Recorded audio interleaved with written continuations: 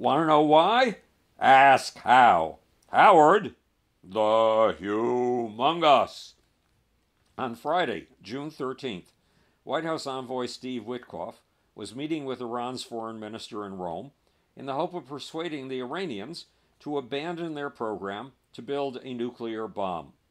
The Iranians have made it clear over and over again that they would never end uranium enrichment. Uranium enrichment is the key to nuclear bomb making.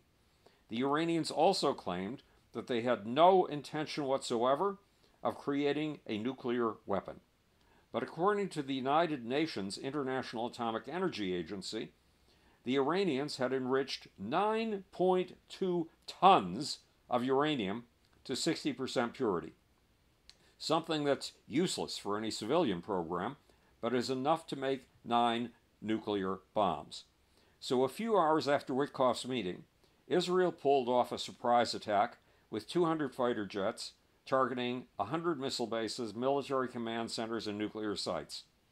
The result was the Iran-Israel war, a war that's only 6 days old, but is unlike any other conflict this earth has ever seen. First off, the Iran-Israel war is the first war ever to break out over a nation's nuclear capabilities.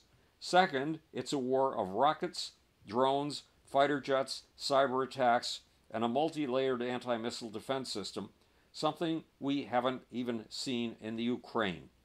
So far, Israel has used 250 fighter jets to carry out 500 bombing sorties, and Iran has responded by firing over 400 rockets at Israel, including the first highly maneuverable hypersonic missiles ever seen in the Middle East.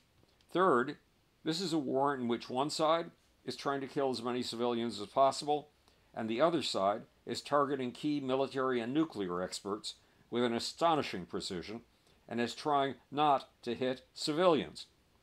The side trying to inflict the maximum number of civilian deaths is Iran. The side inflicting death on war commanders and nuclear bomb makers is Israel, which warns civilian neighborhoods to evacuate before it bombs military centers disguised as banquet halls, recreation centers, and even a sports complex. But beware. This war is not what the media has been leading you to think. First off, it is a war of an ant against an elephant. Most of us are likely to think that Israel is the elephant and that Iran is the poor little ant. But the truth is the opposite. Iran has 75 times the territory of Israel. Yes, it would take 75 Israels to make up the territory of just one Iran. What's more, Iran has 9 times the population of Israel. On top of that, Iran has oil wealth. Israel does not, though Israel is developing natural gas fields off its coasts. Israel's goals are simple: to eliminate Iran's nuclear capabilities and to weaken the leadership of the Ayatollahs, the leadership of the religious fanatics who stole the revolution of 1979 from secular Iranians. To people like you and me, it looks as if Israel is winning. It has crippled Iran's air force, has eradicated Iran's anti-aircraft systems, and now has total control of Iran's skies. Every day of this war, Israel takes down more of the leaders that Iran's Ayatollah relies on to run the country, to keep the people in line, and to destroy Israel. But Iranians see this very differently than we do.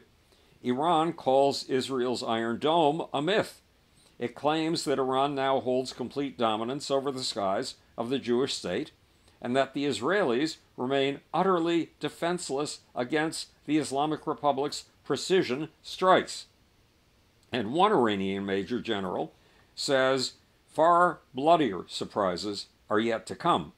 He declares that the attacks on Israel this war has seen so far are a mere deterrent warning, and the actual punitive operations, he says, will be executed soon. In addition, Iran says that its hypersonic missile, the Fatah, a kind of weapon the United States does not possess, is a precision-guided 2-stage solid-fueled rocket with a range of 1,400 kilometers and a terminal speed of Mach 13 to Mach 15. That's a speed 13 to 15 times the speed of sound. And the hypersonic Fatah has a range of 870 miles. Iran claims that its hypersonic missiles' movable nozzles allow it to maneuver both in and out of the Earth's atmosphere, making it immune to interception by all existing anti-missile systems. And Iran threatens to unleash a second-generation Fatah missile with a gliding warhead. On top of all that, Iran claims that the Israelis have used up all their Iron Dome missiles and are basically defeated. And it's true that Israel is running out of one of its key defensive missiles, the Arrow 3. But the decider in this most unique of all wars may be Donald Trump. One of Iran's many nuclear plants, Fordow, is located in the heart of a mountain, protected by nearly 300 feet of sedimentary rock. Israel's tiny 2,000-pound bunker busters are not powerful enough to tunnel through that rock and reach the vital uranium centrifuges inside. But the United States has 30,000-pound bunker busters too big to be carried by a fighter jet. The American Air Force has planes that can carry this explosive cargo, our B-2 bombers. But these bunker buster bombs are so big that only 2 of them fit into a B-2 bomber. So the question now is whether President Donald Trump will involve these bombers in the Iran-Israel war. 4 days in a row, from June 17th to June 20th, President Trump was in meetings with his national security team going over a range of attack plans. But he prefers to keep the world guessing about what he will do next. This is Howard Bloom, speaking to you from the future. It's your job and my job to make. Or, wanna know why? Ask how. And now for this extraordinarily confusing little off button. I think I've found it.